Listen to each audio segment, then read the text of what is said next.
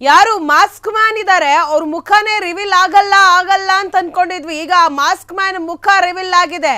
ಈಗ ಆ mask man ಯಾರು, ಚಿನ್ನಯ್ಯ, ಅವ್ರು ಹೇಗೆ SIT ಹತ್ರ ತಗಲಾಕೊಂಡ್ರು, ಮಾಸ್ಕ್ ಮ್ಯಾನ್ಗೆ ಹೇಗೆ ವಿಚಾರಣೆಯನ್ನ ಮಾಡ್ತಿದ್ದಾರೆ SIT ಅವರು, ಯಾವ ರೀತಿಯಾಗಿ ತಗಲಾಕೊಂಡ್ರು ಚಿನ್ನಯ್ಯ ಅವರು. ಧರ್ಮಸ್ಥಳ ತಲೆಬುರುಡೆ ಪ್ರಕರಣ, ಮಾಸ್ಕ್ ಮ್ಯಾನ್ ಚಿನ್ನಯ್ಯ ಲಾಕ್ ಆಗಿದ್ದ ಹೇಗೆ, SIT ಅಧಿಕಾರಿಗಳು ಚಿನ್ನಯ್ಯನ ಲಾಕ್ ಮಾಡಿದ ಹೇಗೆ, ಯಾವ ರೀತಿಯಾಗಿ ತಗಲಾಕೊಂಡ ಆ ಮಾಸ್ಕ್ ಮ್ಯಾನ್ ನ ಇಂಚಿಂಚು ಮಾಹಿತಿ ನಿಮ್ಮ ಫ್ರೀಡಂ ಟಿವಿಯಲ್ಲಿ.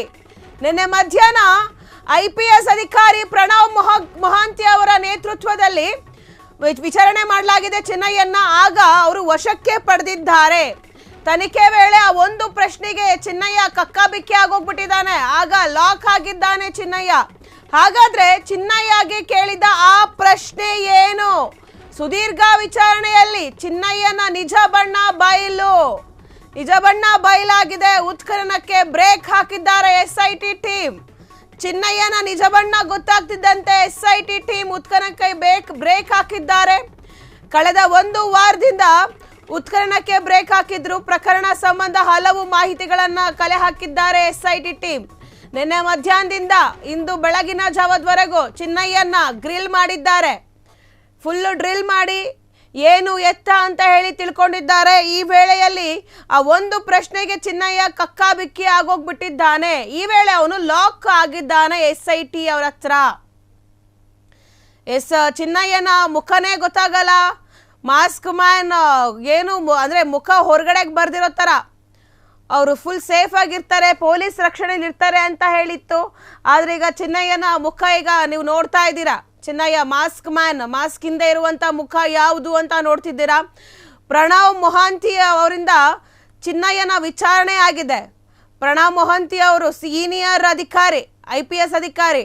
ಇವರು ವಿಚಾರಣೆ ಮಾಡಿದಾಗ ಚಿನ್ನಯ್ಯ ಕೆಲವು ವಿಷಯಗಳನ್ನ ಬಾಯ್ಬಿಟ್ಟಿದ್ದಾರೆ.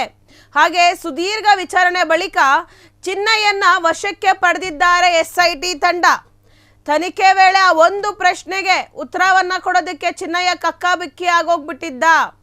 ಹಾಗಾದ್ರೆ ಚಿನ್ನಯ್ಯಗೆ ಕೇಳಿದ ಆ ಪ್ರಶ್ನೆ ಏನು? ಸುದೀರ್ಘ ವಿಚಾರಣೆಯಲ್ಲಿ ಚಿನ್ನಯ್ಯನ ನಿಜ ಬಣ್ಣ ಬಯಲಾಗಿದೆ. ಆ ಒಂದು ಪ್ರಶ್ನೆ ಕೇಳಿದಾಗ ಚಿನ್ನಯ್ಯನ ನಿಜ ಬಣ್ಣ ಬಯಲಾಗಿದೆ. ಹೀಗಾಗಿ ಉತ್ಖನನಕ್ಕೆ ಬ್ರೇಕ್ ಹಾಕಿದ್ದಾರೆ SIT ತಂಡ. ಕಳೆದ ಒಂದು ವಾರದಿಂದ ಸುದೀರ್ಘ ವಿಚಾರಣೆ ನಡೆಸ್ತಿತ್ತು SIT ತಂಡ ಚಿನ್ನಯ್ಯನ. ಅಂದ್ರೆ ಮಾಸ್ಕ್ ಮ್ಯಾನ್ ನ ಪ್ರಕರಣ ಸಂಬಂಧ ಹಲವು ಮಾಹಿತಿಗಳನ್ನ ಕಲೆ ಹಾಕಿದ್ರು SIT ತಂಡ.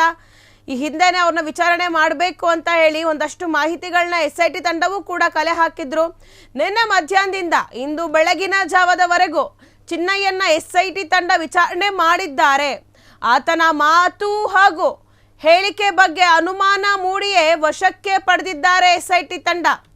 ಅಂದ್ರೆ ಒಂದು ಪ್ರಶ್ನೆ ಕೇಳಿದ್ರೆ ಅದಕ್ಕೆ ನಾನಾ ಥರ ಉತ್ತರಗಳನ್ನ ಕೊಡೋದು.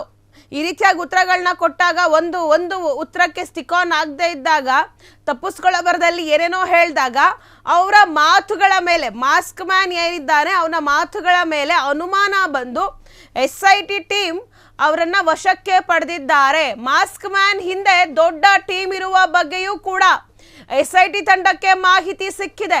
ಹಾಗಾದ್ರೆ ಆ ಟೀಮ್ ಯಾವುದು, ತನ್ನ ಹಿಂದಿರುವ ತಂಡದ ಬಗ್ಗೆ ಬಾಯ್ಬಿಟ್ಟ ಈ ಚಿನ್ನಯ್ಯ, ಹಾಗಾದ್ರೆ ಯಾರ್ಯಾರ ಹೆಸರನ್ನ ಹೇಳಿದ್ದಾರೆ? ಚಿನ್ನಯ್ಯ ಅವರು ಅವ್ರ ಹಿಂದೆ ಇರುವಂತ ಮಾಸ್ಕ್ ಮ್ಯಾನ್ ಹಿಂದಿರುವಂತ ಒಂದು ಟೀಮನ್ನು ಕೂಡ ಹೇಳಿದ್ದಾರೆ.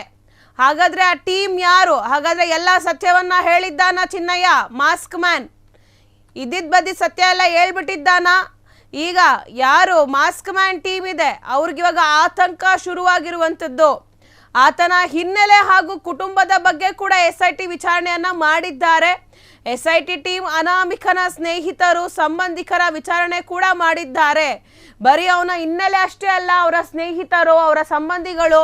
ಇತ್ತೀಚೆಗಷ್ಟೇ ನಾನು ಚಿನ್ನಯ್ಯನ ಪತ್ನಿ ಅಂತ ಹೇಳಿ ಒಂದು ವಿಡಿಯೋ ವೈರಲ್ ಆಗಿತ್ತು.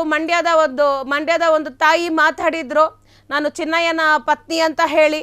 ಅವರು ಕೂಡ ಒಂದಷ್ಟು ವೈರಲ್ ಸ್ಟೇಟ್ಮೆಂಟನ್ನು ಕೊಟ್ಟಿದ್ರು. ಹಾಗೆ ಅವರ ಸ್ನೇಹಿತರನ್ನು ಕೂಡ ವಿಚಾರಣೆ ಮಾಡಿದ್ದಾರಂತೆ.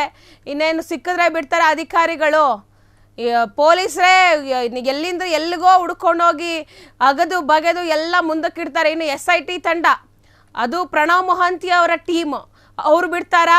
ಇರೋ ಬರೋದನ್ನೆಲ್ಲ ಈಗ ಹೆಂಗೆ ಗುಂಡಿ ತೋಡಿ ಅಲ್ಲಿದೆ ಇಲ್ಲಿದೆ ಅಂತ ಹೇಳಿ ಯಾರು ಮಾಸ್ಕ್ ಮ್ಯಾನ್ ಚೆನ್ನಯ್ಯ ಹೇಳ್ತಿದ್ದ, ಅದೇ ರೀತಿ ಈಗ SIT ತಂಡ ಕೂಡ ಚಿನ್ನಯ್ಯನ ಬಗ್ಗೆ ಅಗೆದು ಅಲ್ಲಿರುವಂಥ ಸತ್ಯಗಳನ್ನು ಹೊರಗೆ ತೆಗಿತಿದ್ದಾರೆ.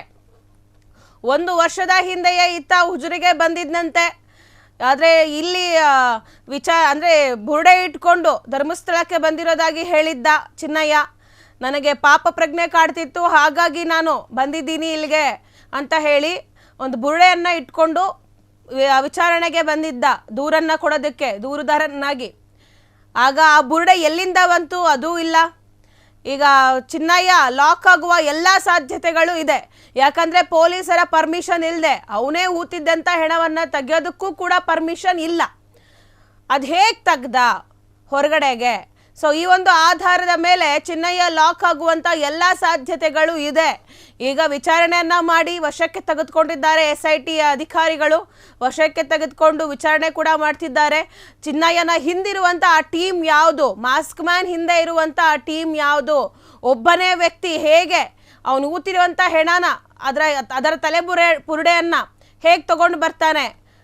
6 ಅಡಿ 3 ಅಡಿ ಊತಿದ್ರೂ ಅದನ್ನು 6 ಅಡಿ ಗುಂಡಿ ತೆಗೆದು ಆ ಹೆಣದ ಬುರುಡೆಯನ್ನು ತಲೆಬುರುಡೆಯನ್ನು ತರೋದಕ್ಕೆ ಹೇಗೆ ಸಾಧ್ಯ ಅನ್ನೋ ಒಂದು ಪ್ರಶ್ನೆಗಳು ಕೂಡ ಇದೆ. ಇವರಿಂದ ಒಂದು ದೊಡ್ಡ ಟೀಮ್ ಇರಬೇಕು. ಈ ಟೀಮೇ ಚಿನ್ನಯ್ಯಂಗೆ ಏನೇನು ಮಾಡಬೇಕು, ಏನೇನು ಮಾತಾಡಬೇಕು ಅಂತ ಹೇಳ್ಕೊಡ್ತಿದ್ಯಾ ಅಂತ ಹೇಳಿ SIT ಅಧಿಕಾರಿಗಳು ತನಿಖೆಯನ್ನು ಮಾಡ್ತಿದ್ದಾರೆ. ಈತ ಹೇಳಿದ ಒಂದೊಂದು ಮಾತನ್ನು ಕೂಡ ದೊಡ್ಡ ಅಂದರೆ ಕಥೆಯಂತೆ ಬಿಂಬಿಸಲಾಗ್ತಿದೆ ಎನ್ನಲಾಗ್ತಿದೆ. ಅಂದರೆ ಈತನ ಮಾತುಗಳೇನಿದೆ ಆ ಮಾತೆ ಒಂದು ದೊಡ್ಡ ಕಥೆಗಳಾಗಿದೆ.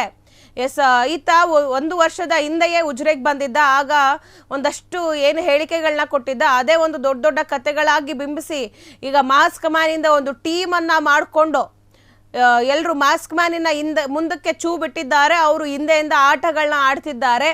ಹೀಗಾಗಿ SIT ತಂಡ ಆ ಟೀಮ್ ಯಾವುದು, ಮಾಸ್ಕ್ ಮ್ಯಾನನ್ನು ಇಲ್ಲಿಗೆ ಕರ್ಕೊಂಬಂದಂಥ ಆ ಟೀಮ್ ಯಾವುದು, ಬುರುಡೆಯನ್ನು ಹೊರ ತೆಗೆಯೋದಕ್ಕೆ ಸಹಾಯ ಮಾಡಿದಂಥ ಆ ಟೀಮ್ ಯಾವುದು ಅಂತ ಹೇಳಿ ಈಗ ಅಧಿಕಾರಿಗಳು ತನಿಖೆಯನ್ನು ಮಾಡ್ತಿದ್ದಾರೆ. ಏನೋ ದೂರುದಾರನಾಗಿರುವಂತಹ ಚಿನ್ನಯ್ಯಂಗೆ ಇನ್ನು ಮುಂದೆ ಫುಲ್ಲು ರಿಮ್ಯಾಂಡ್ ಅನಿಸುತ್ತೆ.